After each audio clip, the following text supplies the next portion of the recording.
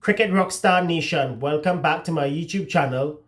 As today marks 24 years since Smallville premiered on the WB/the CW, let's take a look back at the iconic series. And guess what, folks? I'm not going to be doing it the Smallville way. I'll be doing it my way. So Smallville was developed by writer/producer Alfred Gough and Miles Miller, based on the DC Comics character Superman created by Jerry Siegel and John Shuster.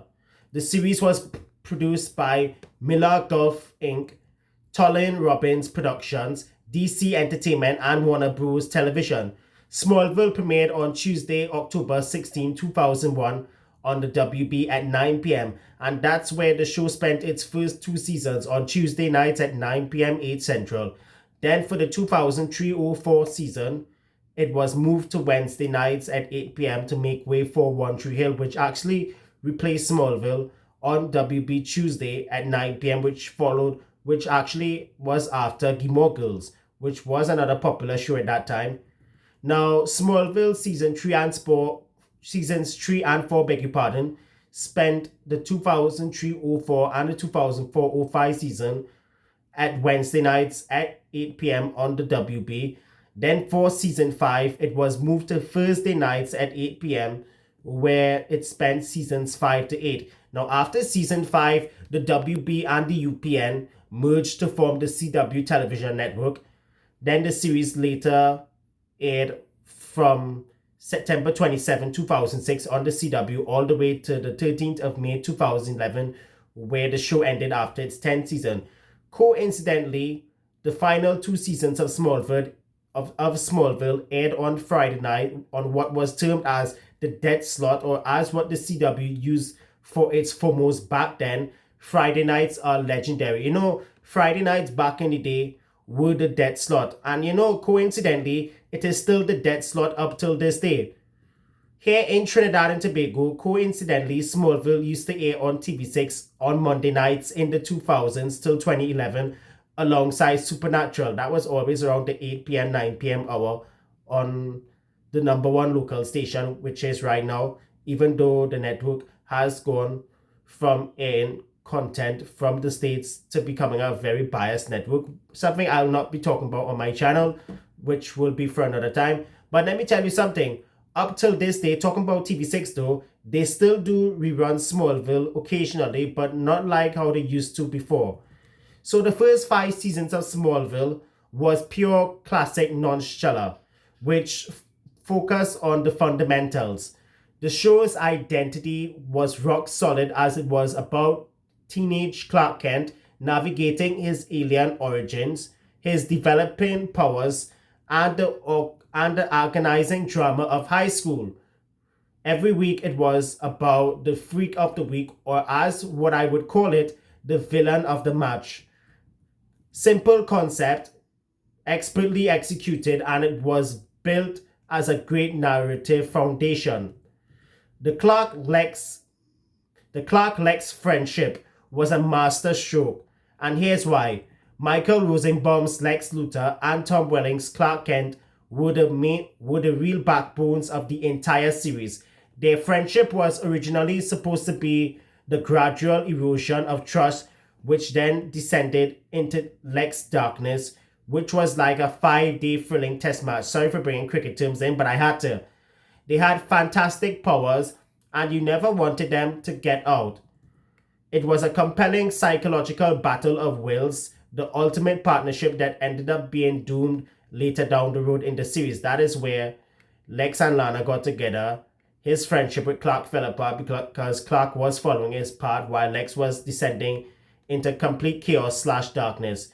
The Kents, Jonathan and Martha Kent, played by John Snyder and Annette O'Toole, kept Clark tight and disciplined as their values, which always kept the young hero in check, reminding him of his humanity. The emotional weight was immense, especially with that devastating Sentry moment in season 5. Now, in season 5, Jonathan Kent was killed off in the 12th episode, where he collapsed after suffering a heart attack in front of Clark and Martha. This was after he beat the shit out of Lionel Luthor. And excuse my language for that one, because why I said he beat the crap out of Lionel Luthor was because Lex had just lost the election to become senator, and while Lionel Luthor was supposed to give Jonathan Kent advice, Jonathan Kent, in typical Jonathan Kent style, smacked the shit out of Lionel Luthor. And let me tell you something about Lionel Luthor. He was the most devilish, malicious, manipulating Luthor out there. So in overall, the first 5 seasons was consistently delivering high quality drama, rich character development, and a clear sense of direction. They knew exactly what their target was: Clark graduating, accepting his kryptonite heritage, and the ultimate break with Lex, which happened in season 5, in the season 5 finale, where Lex betrayed Clark, became Zod, took his girlfriend Lana, and the rest in season 6 was pure madness. Overall, the first 5 seasons, it was brilliant, coherent, that ended its initial run with a sense of mission accomplished. Then came season 6, where the show suddenly decided it was time to move on from the slow classic nonchalant into the frantic hit or miss world, which can be action-packed at times, but the fundamentals started to crumble in a big way. The Smallville part of Smallville vanished like it never existed. Clark moved to the metropolis, and the show became the world of DC Nation. And to please the audience, they introduced super heavyweights in the likes of Oliver Queen, the Green Arrow, Black Canary, the entire Justice League, instead of focusing on the boy who became a man, as what was mentioned in the WB FOMO for the season 5 premiere of Smallville 20 years ago. The problem with Clark Kent was he spent way too long getting off the mark. Season 6 through 8, he was inexplicable, hesitant, still hiding his secret with a few of them, and often regressing, or should I say often regressing. He was supposed to be ready to take over the mantleship of Superman, but kept giving it away cheaply with more angst and unnecessary secrets, as his no fights, or should I say as his no tights, no fights rule became an all buttress, which stopped him from making the final necessary jump. And how can't we forget about the Klana saga, the Clark and Lana storyline that just won't let go of the minds of not just the viewership, but also those who had always liked the storyline. By the later seasons, it felt like an extension that kept interrupting the good action.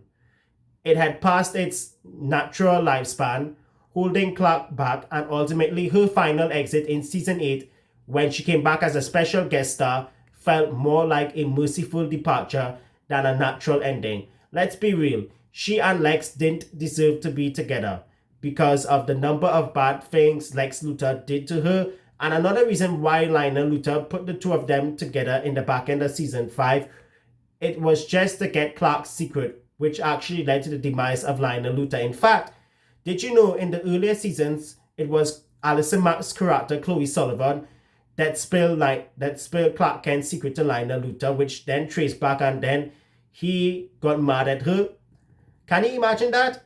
But speaking of Lionel Luthor and Lex Luthor, when the two of them departed as series regulars at the end of season 7, although Glover's character was killed off just a few episodes prior in season 7, episode 16, it was like the entire original Smallville clan, which was nearing a dead end, as the show had lost its mojo, its magic, and its most dynamic non-superhero relationship, aka the main antagonist of the show. Subsequent villains, while serviceable, never had the same weight or history like what the two L's used to have. They were stand-ins and not the real game changers. By the time Smallville had reached its final 2 seasons, the show had eventually hit a different, more mature like 2.0 as it hit the Super Friends League years. They finally hit a decent pace. The Clovis romance, that is Clark and Lois Lane, in my honest opinion, was a fantastic relationship.